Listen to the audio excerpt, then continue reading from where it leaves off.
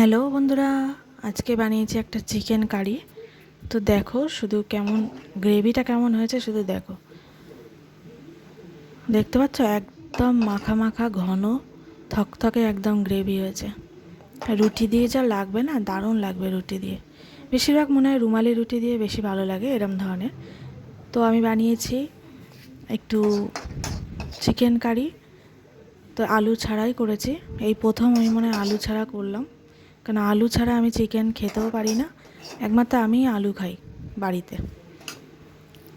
তো দেখো তোমাদের কেমন লাগছে বন্ধুরা, তোমাদের কি পছন্দ হলো? যদি পছন্দ হয় তাহলে একটা লাইক কমেন্ট করে জানিও কেমন। আর দেখো একদম রেডি, চলো ভাগযোগ করে খেয়ে নিই। তোমরাও এসো, আমিও আছি।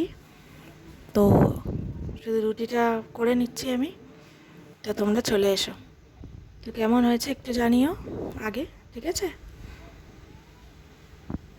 তো দেখো বন্ধুরা, চিকেন তো অনেক ধরনেরই আমরা রান্না করে থাকি, কিন্তু চিকেন সফট হওয়াটাই কিন্তু সবচেয়ে জরুরি, তাই না? তো এটা কিন্তু দারুণ সফট হয়েছিল। Thank you.